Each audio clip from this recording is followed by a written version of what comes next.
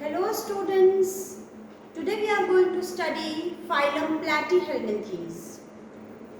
Platyhelminthes नाम से ही clear है, helminth means worm, platy means flat. इसीलिए इन्हें फ्लैट वर्म्स भी कहते हैं क्योंकि इनकी बॉडी डॉर्सो-वेंट्रली फ्लैट है, लेटरली नहीं है, डॉर्सो-वेंट्रली फ्लैट है इनकी body, so they are called as flat worms. इससे पहले के ऑर्गेनिजम्स सीलेंट्रेटा, टीनोफोरा या पॉरीफेरा सभी तीनों पानी में थे. पहली बार ये पानी से निकलकर बाहर आए हैं तो दूसरे के बॉडी के अंदर जाकर रहने लगे, पैरासाइट्स बन गए. तो प्लैटीहेल्मिंथीज हो या एस्कहेल्मिंथीज हो, दोनों ही हेल्मिंथ्स पैरासाइट्स हैं. इनके एग्जांपल्स देखते हैं. एक तो ये है प्लेनेरिया, काफी आपने जाना पहचाना नाम है, 10th क्लास से सुनते आ रहे हो.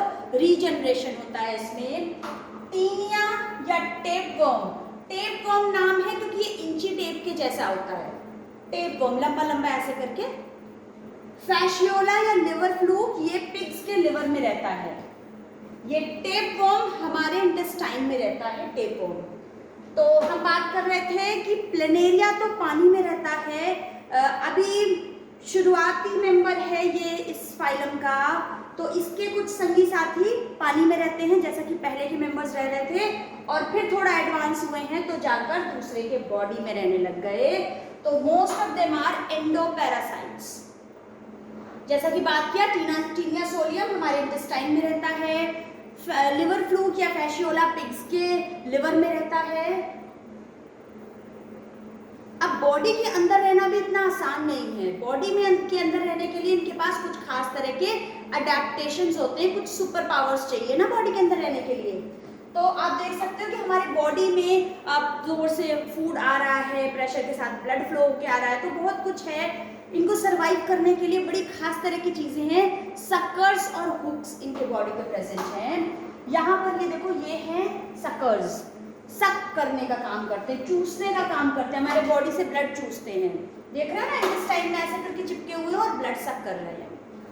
फिर ये हुक्स हैं, ऐसे पहने से ना हुक्स, ये हमारे इंटेस्टाइन में ऐसे ऐसे हुक्स अपने डालकर ना ऐसे करके टिके होते हैं.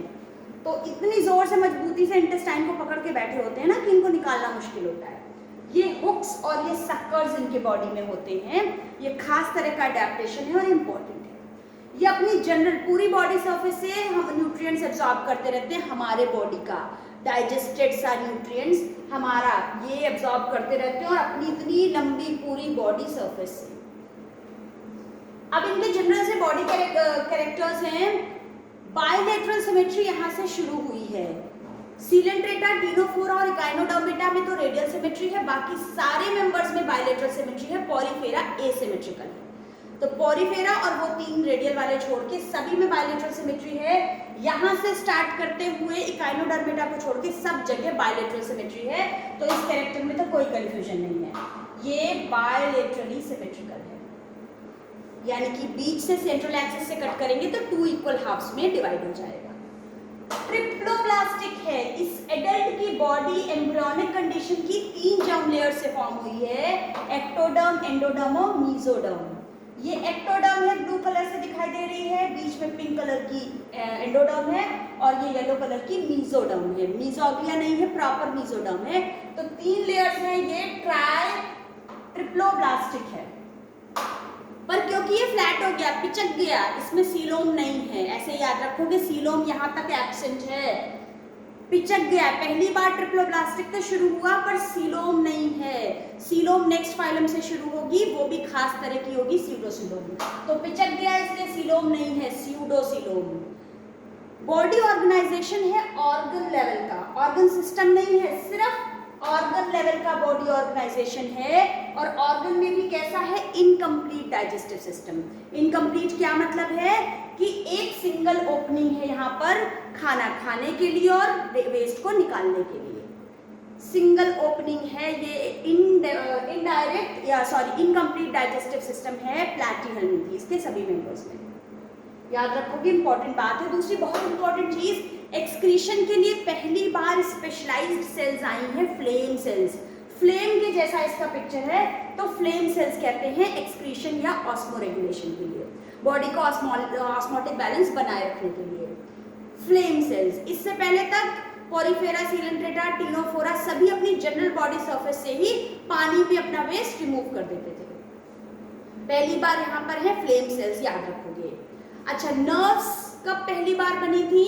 सीलेंट्रेटा या फिर हाइड्रा, हमने देखा था ना, बिल्कुल प्रिमिटिव तरह का न्यूरॉन था जिसमें कोई एक्सॉन नहीं, कोई डेंड्राइट नहीं, सिंपल बस न्यूरॉन सेल थी, बहुत ही प्रिमिटिव टाइप की। यहाँ पर ज्यादा डेवलप तो नहीं है पर उससे थोड़ा एडवांस है। यहाँ पर न्यूरॉन्स ने कुछ गैंग्लिया फॉर्म कर लिए हैं, ये ट्रांसवर्स गैंग्लिया हैं, ये न्यूरॉन्स ने गैंग्लिया फॉर्म कर लिए हैं। तो यहाँ पर थोड़ा सा नर्वस सिस्टम आगे बढ़ा है।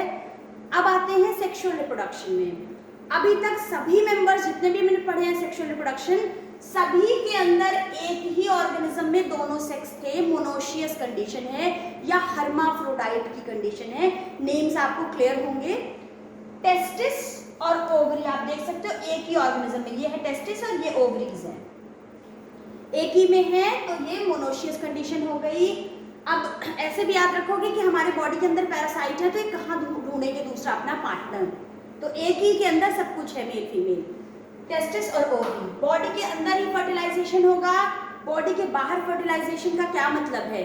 इनकी बॉडी के बाहर यानी हमारी बॉडी के अंदर, हमारे इंटेस्टाइन में, हमारे ब्लड में, तो वहाँ कैसे फर्टिलाइजेशन होगा? इंटरनल ही है इनका फर्टिलाइजेशन। और डेवलपमेंट में बहुत सारी लार्वल स्टेजेस बनती हैं, तो development indirect.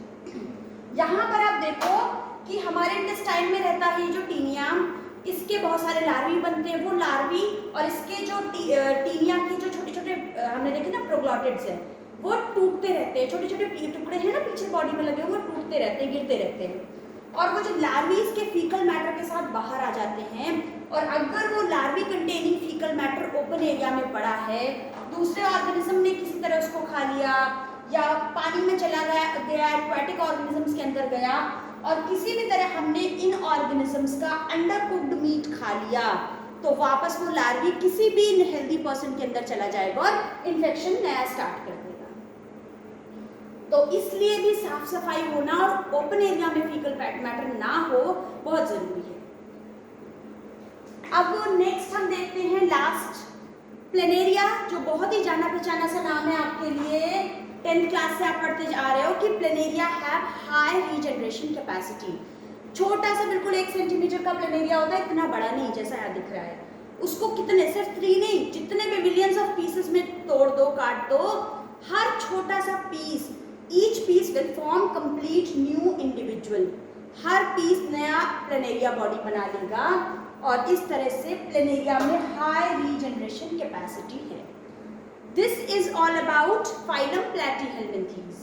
In next video, we will study about Aschelminthes or Nematoda. Thank you.